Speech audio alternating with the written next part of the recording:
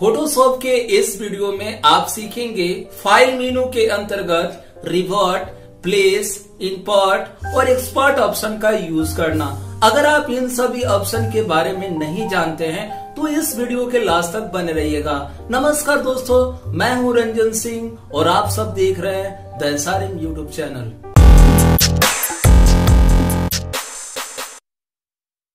Photoshop के इस video में हम सीखेंगे फाइल मेनू के थर्ड पार्ट के बारे में। तो चलिए फाइल मेनू पर क्लिक कर लेते हैं और थर्ड पार्ट में आप जो सीखेंगे रिवर्ट, प्लेस, इंपोर्ट और एक्सपोर्ट ऑप्शन का यूज करना। दोस्तों, पिछले वीडियोस में हमने आपको फाइल मेनू के पार्ट 2 में बताया था close, save as, save for web option का यूज करना। अगर आपने फाइल मेनू के पार्ट 2 वीडियोस को नहीं देखा तो इस वीडियो के डिस्क्रिप्शन में लिंक दे दूंगा, वहां से जाकर आप फाइल पार्ट 2 को आसानी से देख लेना। तो चलिए फाइल पार्ट 3 को स्टार्ट करते हैं और सबसे जो पहला ऑप्शन है रिवर्ट। इस ऑप्शन का यूज हम इमेज पर किए गए एडिटिंग को रिमूव करने के लिए करते हैं। सबसे पहले आपको एक इमेज फाइल ओपन कर लेना है। जैसे मैं ये देखिए एक इमेज फाइल ओपन कर लिया। अब इस इमेज फाइल पर हम कुछ एडिटिंग करेंगे तो यहां से पेंसिल टूल ले लेते हैं और ये देखिए हम कुछ एडिटिंग कर लेते हैं। ये देखिए पेन बैग के टूल्स लिए इस तरीके से हम कलर फिल कर लिए। अब ये देखिए ये इमेज पूरी तरह से एडिटिंग हो चुकी है। अब इन सभी एडिटिंग को हम रिमूव करना चाहते हैं जो अभी हमने किया है। तो हम जाएंगे फाइल में और यहाँ पर एक ऑप्शन मिलता है रिवर्ट। हम जैसे इस पर क्लिक करेंगे ना तो जो भी हमने इस इमेज पर एडिटिंग किया था वो सारे के सारे रिमूव हो जाएंगे और आप देख भी सकते हैं। तो इस तरीके से आप रिवर्ट ऑप्शन का यूज कर सकते हैं। नेक्स्ट ऑप्शन है फाइल मेनू के अंतर्गत प्लेस। इस ऑप्शन का यूज हम EPS फाइल फॉर्मेट वाले इमेज को किसी दूसरे इमेज पर इंसर्ट करने के लिए करते हैं। सबसे पहले आपको एक इमेज फाइल ओपन कर लेना है। जैसे मैं ये देखिए एक इमेज फाइल ओपन कर लिया। अब इस इमेज फाइल पर हम किसी दूसरे इमेज फाइल को इंसर्ट करना चाहते हैं, बशर्ते उस इमेज फाइल का फॉर्मेट फाइल EPS होना चाहिए। तो चलिए हम फाइल में जाएंगे, प्लेस में जाएंगे और हमने कहां पर रखा है, डेस्कटॉप पर रखा है। किस नाम से रखा है तो डॉल के नाम से रखा है जो आप देख सकते हैं और यहां पर आपको दिखाई भी दे रही होगी EPS। अब आपको करना क्या है, प्लेस ऑप्शन पर क्लिक कर देना है। इस तरीके से आप देखेंगे कि EPS फाइल जो फॉर्मेट है वो बिल्कुल इंसर्ट होकर दिखाई दे रही है। अब इस इमेज को आसानी से आप यहीं से रिसाइज कर सकते हैं। रिसाइज करने के बाद अगर आप इसे अप्लाई करना चाहते हैं इसी इमेज में तो आपको एंटर बटन के द्वारा इसे अप्लाई कर लेना होगा। तो इस तरीके से आप प्लेस ऑप्शन का यूज कर सकते हैं। अब आपके मन में एक जरूर सवाल बनता होगा कि सर अगर मान लेते हैं कि कोई इमेज JPG में है या फिर JPEG में है या फिर PNG में है, ऐसे कई सारे फॉर्मेट होते हैं जिसमें इमेज रहता है और अगर हम इन सारे फॉर्मेट वाले को अगर दूसरे इमेज पर रखना चाहते हैं तो क्या हम नहीं रख पाएंगे? रख पाएंगे ना। पहले उस इमेज फाइल को आप EPS फॉर्मेट फाइल में कन्वर्ट कर लीजिए। अब कैसे करते हैं चलिए हम आपको बताते हैं। सबसे पहले उस इमेज फाइल को ओपन कर लीजिए जिसको आपको EPS में सेव करना है। अब ये देखिए हमने ओपन कर लिया और ये इमेज JPG फॉर्मेट में है। अब इसको हम EPS फॉर्मेट में सेव करना चाहते हैं तो जाएंगे फाइल मेनू में और यहाँ पर एक सेव एज का ऑप्शन है, इस पर आपको क्लिक कर लेना है। अब आपको कहां पर सेव करना है वो आपको लोकेशन सेलेक्ट कर लेना है। डेस्कटॉप पर हम सेव करना चाहते हैं, किस नाम से करना चाहते हैं वो हम यहाँ पर नाम टाइप कर लेते हैं, एक्सेल EPS। ठीक है, और यहां पर हम टाइप कर दे रहे हैं, पहले से 1 सेव है तो हम यहां पर 2 डाल देते हैं। एक्सेल EPS 2 के नाम से सेव करना चाहते हैं। लेकिन यहाँ पर आपको पहले फॉर्मेट को सिलेक्ट करना होगा। अभी जो फॉर्मेट सिलेक्टेड है वो जेपीईजी फॉर्मेट सेलेक्ट है, यानी ये जो इमेज जो है जेपीजी में है, तो हम यहाँ से सिलेक्ट कर लेंगे फोटोशॉप ईपीएस।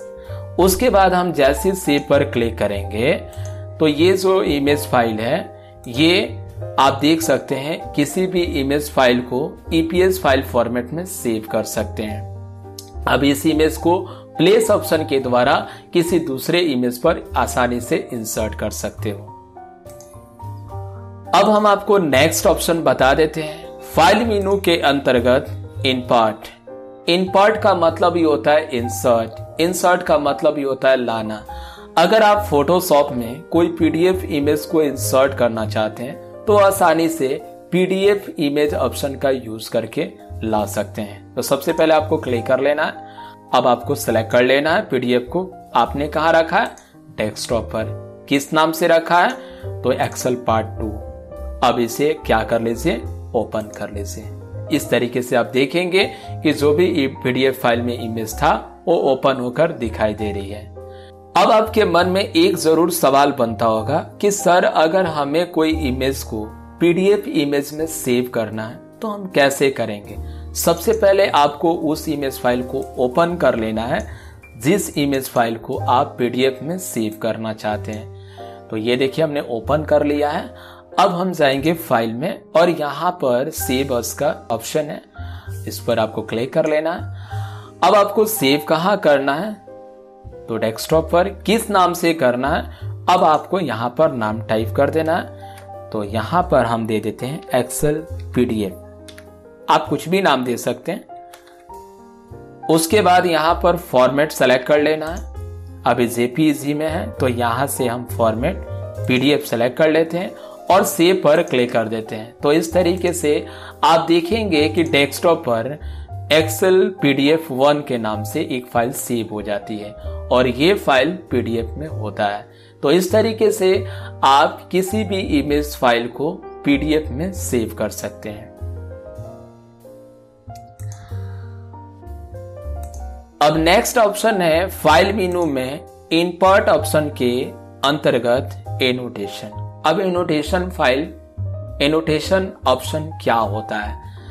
तो सबसे पहले आपको उस इमेज को ओपन कर लेना है जिसके बारे में आपने एनोटेशन फाइल तैयार किया है। तो हम यहां से सेलेक्ट कर लेते हैं इस इमेज को। अब इसी इमेज के बारे में हमने एक एनोटेशन फाइल तैयार किया है। तो हम कैसे इंसर्ट करेंगे? फाइल में जाएंगे, इंपोर्ट में जाएंगे और यहां पर है एनोटेशन, इसको आपको सेलेक्ट कर लेना है। अब आपने जहां भी एनोटेशन फाइल रखा है वहां पर जाइए। डेस्कटॉप पर हमने रखा है। किस नाम से रखा है? तो आप यहां पर देख सकते हैं इंट्रोडक्शन ऑफ एक्सेल। ये बिल्कुल पीडीएफ की तरह ही दिख रहा है, लेकिन इसमें जो सेव है वो एनोटेशन फाइल सेव है। हम इसे लोड कर लेते हैं। अब आप देखेंगे कि इस इमेज फाइल पर एक स्पीकर का आइकॉन आया है। यही आइकॉन एनोटेशन फाइल होता है। अब आप इस पर जैसे क्लिक करेंगे ना तो इसी के अंदर पूरा एक्सेल के बारे में रिकॉर्ड करके रखा हुआ है और वो प्ले हो जाएगा और इस इमेज फाइल के बारे में पूरा डिटेल में बता देगा। ठीक है, जो भी आपने इसमें रिकॉर्ड किया होगा वही ना बताएगा। अब इसको प्ले करने के लिए आपको करना होगा इस पर राइट क्लिक और आप यहां पर क्लिक करके प्ले कर सकते हैं। अगर आप इसे डिलीट करना चाहते हैं तो यहां से आप डिलीट भी कर सकते हैं इस तरीके से। अब आपके मन में एक जरूर सवाल बनता होगा कि सर अगर हमें एनोटेशन फाइल क्रिएट करना है तो कैसे करेंगे? तो आपको सबसे पहले फाइल में जाना होगा और यहां से एक नई फाइल क्रिएट कर लेना होगा। ठीक है, अब यहाँ पर एक टूल बॉक्स है और इसी टूल बॉक्स के अंतर्गत में आप देखेंगे यहाँ पर स्पीकर का एक आइकॉन है और इसी को कहते हैं ऑडियो एनोटेशन टूल्स। तो हम कभी कभी इस तरीके से देखते हैं, नोट में भी दिखाई देता है और कभी कभी इस तरीके से दिखाई देता है। तो आप जो यहाँ से सेलेक्ट करोगे वही वहां पर शो करेगा। अभी हमारा ऑडियो एनोटेशन सेलेक्ट है तो यही हमारा आइकॉन वहां शो करेगा। इसका मतलब ये ऑप्शन एक्टिव हो चुकी है। अब हम अपने डॉक्यूमेंट में आएंगे और क्या कर लेंगे, सिंपली क्लिक कर लेंगे। क्लिक करते ही ऑडियो एनोटेशन की विंडो ओपन हो जाएगी। इस विंडो में आपको स्टार्ट बटन पर क्लिक कर लेना है। स्टार्ट बटन पर क्लिक करने से पहले एक छोटी सी रिक्वेस्ट है कि आप सबसे पहले आप अपने कंप्यूटर सिस्टम में माइक को कनेक्ट कर लीजिए, ताकि आपकी जो भी वॉइस है वो क्लियर रूप से इसमें रिकॉर्डिंग हो सके। ठीक है, अगर आपके पास ईयरफोन है तो ईयरफोन को भी आप यहाँ पर कनेक्ट करके और उसके द्वारा भी आप अपनी वॉइस को आसानी से रिकॉर्ड कर पाएंगे। तो चलिए, हमने कनेक्ट कर रखा है। अब हम स्टार्ट पर क्लिक कर लेते हैं। अब ये देखिए स्टार्ट हो चुकी है रिकॉर्डिंग। अब जो भी हम अभी बोल रहे हैं वो सारा का सारा रिकॉर्ड हो रहा है। Hello student, the SRM YouTube channel में आपका बहुत बहुत स्वागत है। दोस्तों, अगर हमारे चैनल को अभी तक सब्सक्राइब नहीं किया है तो प्लीज हमारे चैनल को सब्सक्राइब कीजिए और सबसे पहले वीडियो देखने के लिए बेल आइकन पर क्लिक कर दीजिए। दोस्तों, हमने ये जो वीडियो बनाया है, ये एक वीडियो बहुत मेहनत से बनाया है, तो आपसे एक छोटा सा रिक्वेस्ट है कि इस वीडियो को जरूर लाइक कर दीजिएगा, क्योंकि एक लाइक से हम लोग बहुत ज़्यादा मोटिवेट होते हैं और मोटिवेट होते हैं तो नेक्स्ट वीडियो बनाने में बहुत ही अच्छा लगता है। अब हमने जो भी अभी बोला है अब वो रिकॉर्ड हो रही है।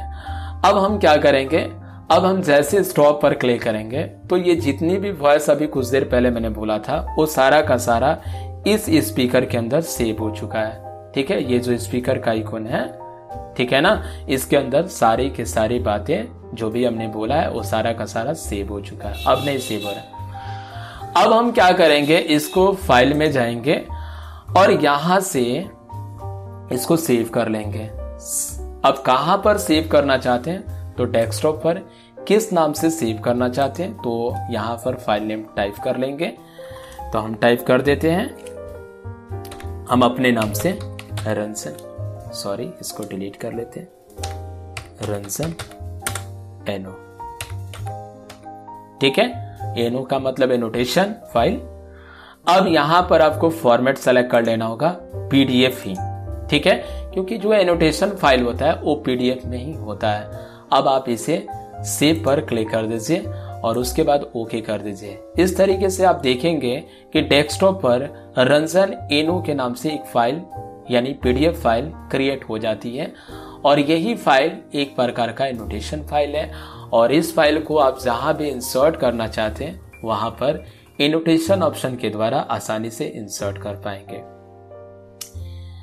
नेक्स्ट हमारा जो ऑप्शन है फाइल मेनू के इंपोर्ट ऑप्शन के अंतर्गत बायो सपोर्ट। इस ऑप्शन का यूज हम तब करते हैं जब कोई हमारे कंप्यूटर से कोई इनपुट डिवाइस कनेक्टेड रहता है, जैसे स्कैनर। अब स्कैनर हमारे कंप्यूटर से कनेक्टेड है और स्कैनर में जो हम स्कैन कर रहे हैं उसको हम डायरेक्टली फोटोशॉप में लाना चाहते हैं तो आसानी से बायो सपोर्ट के ऑप्शन की मदद से आसानी से ला सकते हैं। अगर आपने कोई USB या पेन ड्राइव आपने कनेक्टेड कर रखा है और उस पेन ड्राइव के अंतर्गत में कुछ इंपॉर्टेंट डेटा है और उसको आप फोटोशॉप में लाना चाहते हैं तो आसानी से बायो सपोर्ट की मदद से ला सकते हैं। तो दोस्तों, हम इस ऑप्शन को अभी यूज नहीं कर पा रहे हैं, इसलिए क्योंकि हमारे अभी कोई भी इनपुट डिवाइस कंप्यूटर से अटैच नहीं है, इसलिए हम इस ऑप्शन को रहने देते हैं। अब नेक्स्ट ऑप्शन है फाइल मेनू के अंतर्गत एक्सपोर्ट। इस ऑप्शन को समझने के लिए सबसे पहले आपको एक इमेज फाइल को ओपन कर लेना होगा। चलिए मैं ओपन कर लेता हूं।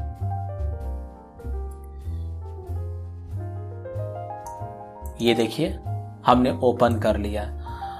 अब इस इमेज फाइल को हम क्या करेंगे, फाइल में जाएंगे और एक्सपोर्ट करेंगे पाथ्स टू इलस्ट्रेटर के लिए।